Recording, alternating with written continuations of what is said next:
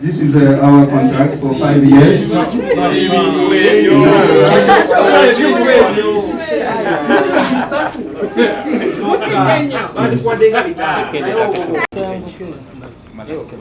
She has a good pen. Of course, it's a good contract. Uncle. Olina okuyimba naye yayingidde edda ring ekikola gwe oli mu ring n'ennyimba zikusinkiraganya yakuwa ebikondi kubake o kyonna kiggwera lugogo nga 15 September ngogo ezinwended okay kyonna kiggwera Ekololo nga 15 mwezi gwa September byonna bye twejjubisa bino byonna at the end of the day kiggwera ku stage ey'Ekololo okitegeera kati byonna babireete side eri nange ndeete naye at the end of the day it's about the music ku show era nze kibiyinze bino ebirala byonna tebintiisa nze kyenjagala okulaba ye performance ku stage yalayina kyomolunaku ali mu mazigi agamba mwamusinziza amaanyi mu abakyala mwegasira pulezidenti wa woman ne vice president wa federation mwasaze mu munze mukyala najja kyomolunaku nsaba King Mike atusonyiwe. This is a business. At the end of the day, sometimes you win, sometimes you lose. You know, sometimes we're sangapu side they are winning, sometimes we're sangapu side they are losing. So atusonyiwe. Because when a booking a couple card free, sabuza bilala zinabuza kololo ngeri free nenkolachi nensasula nevone ngenda. Salo wozambuka ngende njikirize King Mike omu. You understand? It was not about him at all. So kwetyo kyonjagala musaba atusonyiwe. Awo nyinyi esijja kushoya bebeko n'edokuwali yaliwo bayimba nga ayimba luyimba lumu n'oli n'ayimba lumu tusuubire n'ekyamu kigenda kuba wakitenda tugenda kipulaninga bulungi naye tukulabira kati kyonoone saagala kyonoona ndeka mu kisano ku show ebeere surprise ebanyumire njagala kipya saagala kyogerako leero awe bagamba nti yani olyewulira nasobola kubanga newe naye agamba agenda kumenya okimanyi nti mbadde ne bandi yange for the last 8 years live music kipya gyendi sikifunye kati waliyo baton empita live band nedda mbadde naye banga ddene nnyo sikipya every day I've been on rehearsal for the last 10 years. Leero tuli wano ku Gabriel Bar Collection ku offices tuzze kulanga partnership yaffe nti nze brand ambassador wa perfume eyitibwa My Woman eya Bar Collection kituliko olwaleero. Lwaki mu bayimbi bonna basazeewo? Balibuuziza bo but I think it's because balabye nga gundi Mr. Gabriel yabanyonyodde nti abadde mu Uganda emyaka 10 so alabye brand yange bwezze etambulamu n'alaba progress gye mbaddeko gino emyaka gyonna n'asalawo nti ajoininge anteeke ku gundi ku collection ye nti ngipromoting entambule nayo nga ambassador. At the moment tuli ku perfume. Yes, tuli ku perfume ebirala bayinza okubigatako mpolampola ayinza okubanza ayinza okuba omuntu omulala abe representing but nze I'm on the perfume called My Woman.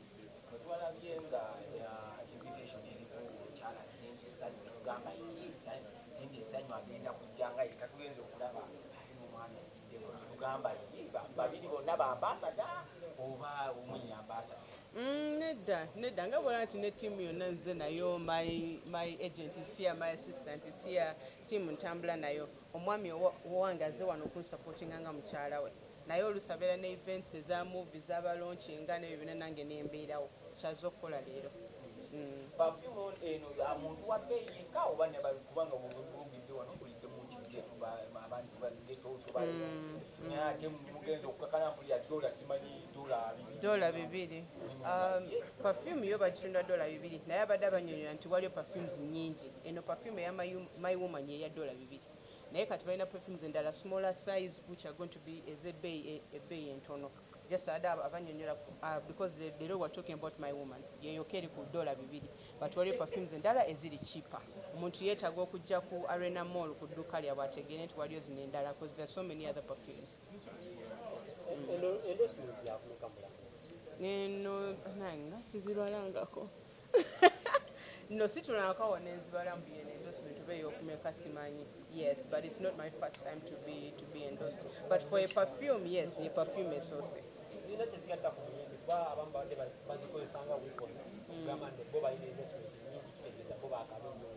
yazina kyezigatako financially but also zongerako influence y'omuntu gyakoma okulaba in many products gyakoma okwagala okutegeera n'okwagala okufollowinga so yes zirina impact tulowooza kino kati bwekibanga zirina influence ezigattako bato yeyongeddemu amaanyi bino tebikwatagana ne bato no not at all kino kyo kiri personal omuntu ali ayinza okugamba nga n'amaanyi ga bato agabadde mu media bato yereese bino nedda the CEO Gabriel na meeting 10 years ago otospanga nkola show zange za live so netunajja nga alaba show zange yatandika nga fani n'ategera brand yange bwetambula aze atekamu support every once in a while bwekityo bwe tukoze tekize recently nti amaze kuwulira ebya bato n'agamba kambuukire train etambula anedda our partnership has been happening for a long time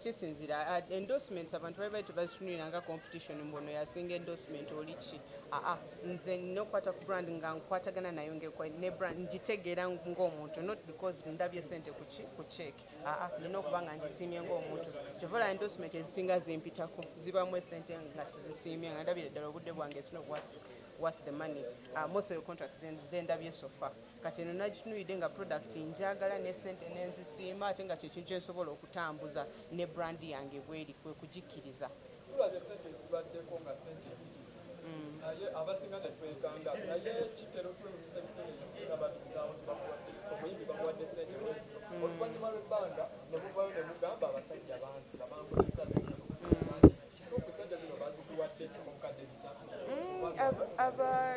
ezo deals endala nze sizibeera you understand muntu ntegeera ntunulira contract nengisomamu netuteekamu balooyo okumakinga sure nti ekyo kyetugenda okulangirira gyekiri kuba asaagala kudda enkyate neswaza embantu batudde mu kulwana nedda so kiri legit kitudde mu butuzi oba tinkirabye leero yampa contract in about a month ago nenjiyitamu ne balooya na buli kimu okumakinga sure nti buli kimu kigenze bulungi otuuka okulangirira wano akajja kabadde katuuse already you know today we're just announcing the partnership so yes buli kimu kiri legit. Hello guys, this is Limonel, I'm the general manager. I work with Mr. Gabriel and this was his dream and today you know he's taking place and he's very happy and he has no words right now, I can see him.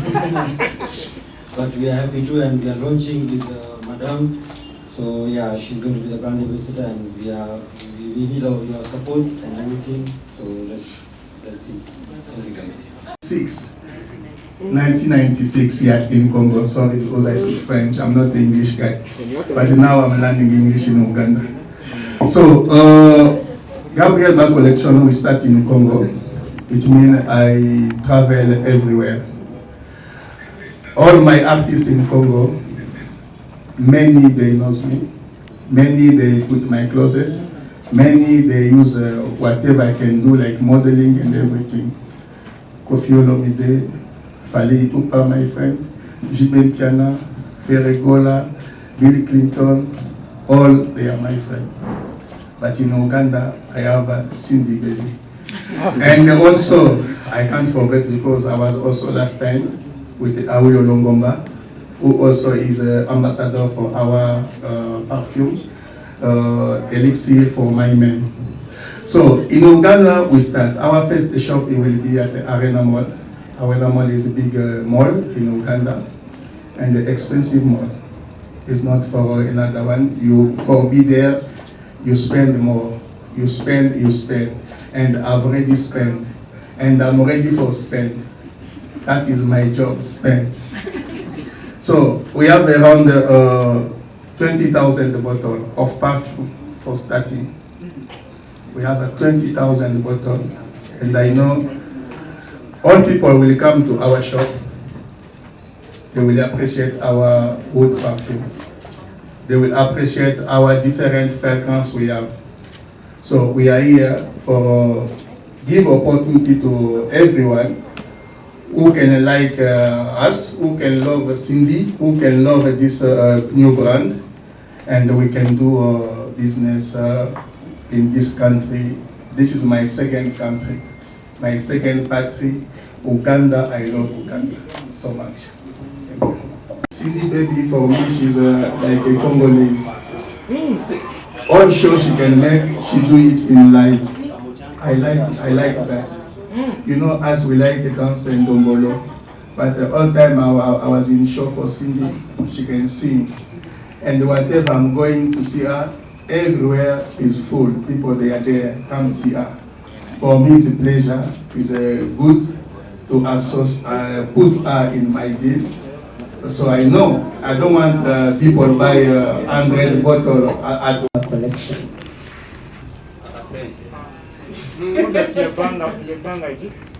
Contract yaffe ya myaka 5 tujja kwatambula ffenna. Perfume tugenda sookera ddala okuziteeka ku Arena Mall ye akafo akasoose. Nga bw'abadde annyonnyola nti perfume is not the only thing kyali okukola. Agala kukola fashion line, agala kukola makeup, agala kukola buli kimu connectinga ku eno brand. N'engoye weeziri naye leero tulunkinze just product enemu. Akatwebuuzeemu Cindy, contract eno alitwambudde n'omwami. Basayininze nga family oba basayininze weka contract eno era wawali ne perfume y'abasajja so twebuuza muno basayininze family obanga obukyala era ogenda kukola ki ng'ambasada ng'ambasada tuba tutambula ne brand okuja advertisinga buli gyendaga okuba nti omuntu waba ndabye alowooza tukeeyo point omuntu bwandaba alowooza ku perfume gyenkola ki. It's a good brand, the quality is amazing. It smells like luxury, smells expensive, and keep on supporting any business that comes into Uganda. We should all support. So thank you so much.